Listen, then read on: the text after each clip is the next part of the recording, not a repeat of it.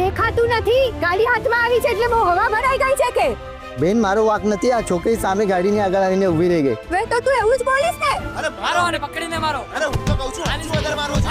આનો વાંક છે, આનો જ છે. મારો આને. આને જ ખુદ છે.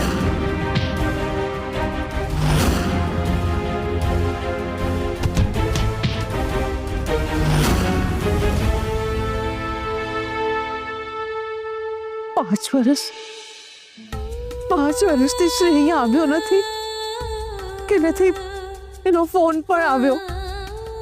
આપણે ક્યાં છે પણ એને ખબર નથી. કદાચ કોઈ મારા દીકરાને ફસાવી તો નહીં દીધો હોય ને. આંખો ખોલો, આંખો ખોલો. અરે બંધ કરો, આ બધું શું માંડ્યું છે તમે લોકોએ? એ ભાઈ આવાના પોસ્ટ ના લેવાય. આવા લોકોને તો મારવું જ જોઈએ. બસ કરો હવે, તો કોઈ પણ હાથ ઉઠાવે છે ને આની ઉપર તો હું પોલીસને બોલાવી દઈશ. તમે લોકો આ ડ્રાઈવરને નહીં પણ આ છોકરીને સજા આપી રહ્યા છો. અને ટ્રીટમેન્ટનું પહેલા વિચારો ને તમે. જરા વિચારો, છોકરીને જો કંઈ થઈ ગયું તો પછી એનો જિમ્મેદાર કોણ? તમે કે પછી આ ડ્રાઈવર? અને આ માણસનો વાંક હોય તો આની ગાડીનો નંબર લઈ લો. અરે લાયસન્સ લઈ લો, અને પછી ક્યાં ભાગશે? આ ડ્રાઈવરે તો એક્સિડન્ટ કર્યું છે પણ તમે તો એનો જીવ લઈ લીધો. નજીકમાં કોઈ હોસ્પિટલ છે? અહીંયા ક્યાંય હોસ્પિટલ નથી. અને ટ્રીટમેન્ટના પૈસા હું આપી દઈશ, પણ મને એટલું તો કહો કે કોઈ ડોક્ટર છે કે નહીં અહીંયા આસપાસ? એમ્બ્યુલન્સનો નંબર છે? અહીંયા એક બેન્ક્વેટ હોલ છે, ત્યાં એક ફંક્શન ચાલે છે, કદાચ ત્યાં ડોક્ટર મળી જાય. ઉપર ત્યાં જઈ રહ્યો છું.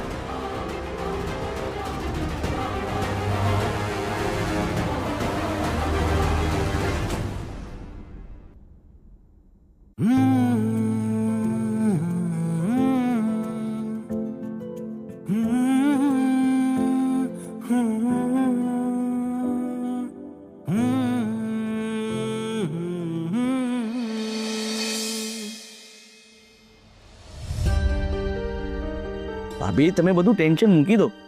તમારો શ્રી ક્યાંય નથી જવાનો. જોજો ને હમણાં આવતો હશે.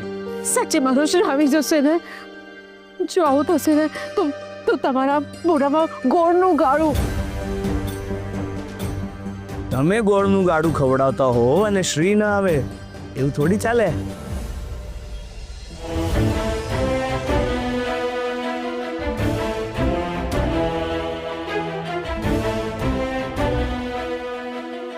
ત્રણ.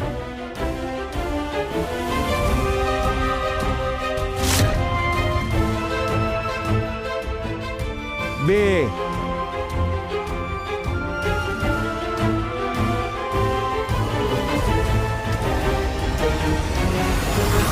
એક. પપ્પા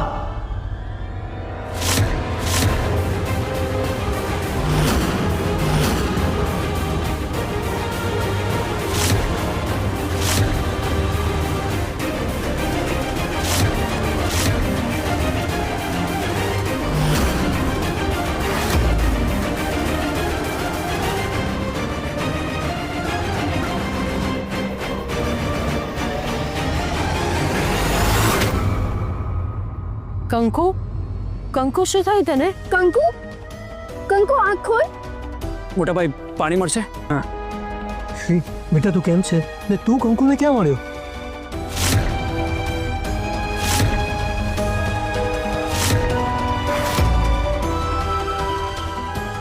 પપ્પા તમે આ છોકરીને કેવી રીતે ઓળખો છો? બેટા મેં તને ફોનમાં કીધું તું ને કે આપણે સરદારથી એક દીકરીને ઘરે લઈ આવે છે. આ એ જ છે કંકુ, આપણે સાથે જ રહે છે.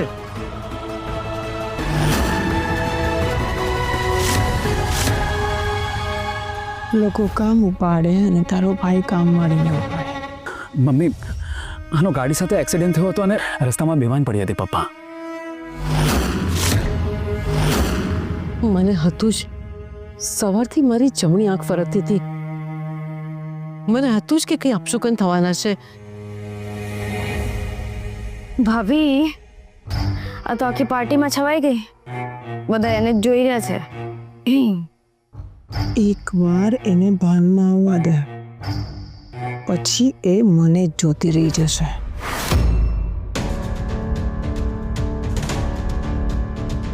આખો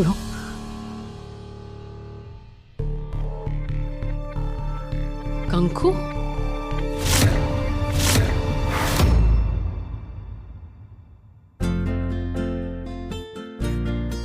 નાના શેઠ? હા બેટા, તારા નાના શેઠ આવી ગયા. કંકુ તે રસ્તા પર કેમ ભાગવા ગઈ હતી? હા, કેમ દોડાદોડી કરતી હતી રસ્તા ઉપર? મમ્મી આના હાથમાં વાગ્યું છે.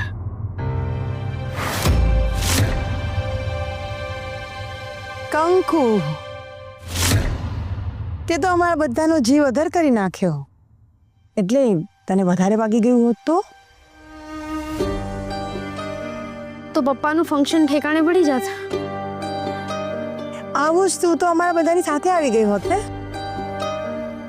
અચ્છા, શ્રી તારા કારણે લેટ થયો. અહીંયા મમ્મી ને પપ્પા એની ચિંતા કરતા હતા અને શ્રી તારી સાથે હતો એમ?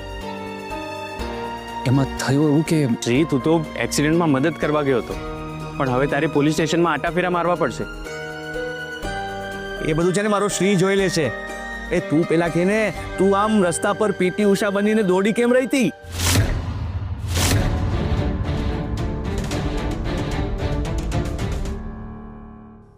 આ બાપુજી જે રોજે દવા લે છે ને એ ભૂલી ગયા હતા, તો એ જ તેવા હું આવતી હતી. પપ્પાને દવા આપવાની હતી. પછી લઉં છું ને બેટા. ના ના, તમે અત્યારે જ લઈ લ્યો, એમાં મોડું થઈ ગયું છે. લે ભાઈ આપ, હવે તને શાંતિ થશે.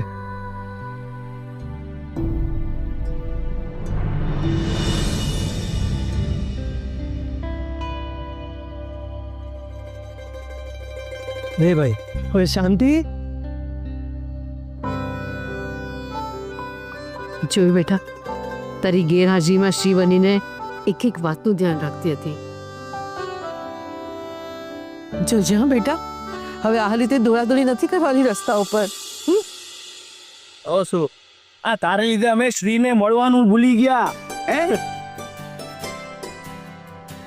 બસ બેટા, કેટલા વર્ષો પછી ફરી સગી આંખે જોયો તને.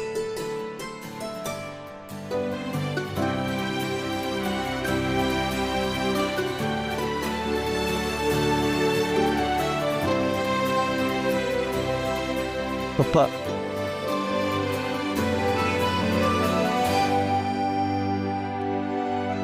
સમયસર આવી ગયો દીકરા. પપ્પા મમ્મી તમારા બંનેની તબિયત તો ઠીક છે ને? આ અમારી કંકુ અમને કઈ થવા દેમ છે?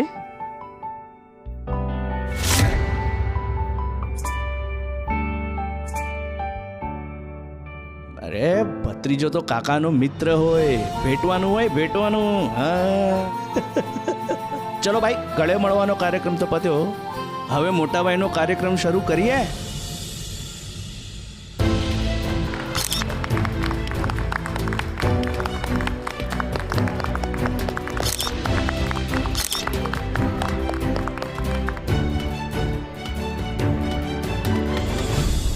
શું કહું, હું તો કામનો માણસ, મને માત્ર કામ કરતા આવડે. આજે હું રિટાયર થાઉં છું, પણ મારી એક વાત તમે બધા યાદ રાખજો, મારા સાથેનો તમારો સંબંધ હંમેશા અકબંધ રહેશે, ક્યારે તૂટશે નહીં. મારા કામમાં, મારી સર્વિસ જર્નીમાં જે મારી સફળતા છે ને, એ મારી પત્ની ચારુલતાને આભારી છે. મારો પરિવાર હંમેશા મારા સાથે રહ્યો. મારા દીકરા, એની બહુ, મારી દીકરીઓ, મારા જમાઈ અને મારી નવી પેઢી, એવા મારા પૌત્ર પૌત્રી દોહિત્ર અને મારી દીકરી કંકુ, એ મારી દુનિયા છે. અને મને મારી દુનિયાને બસ એટલું કહેવાનું કે હવે આપણે હંમેશા સાથે રહીશું. આપ્યો એટલો ને એવો જ સાથ આપતા રહેજો.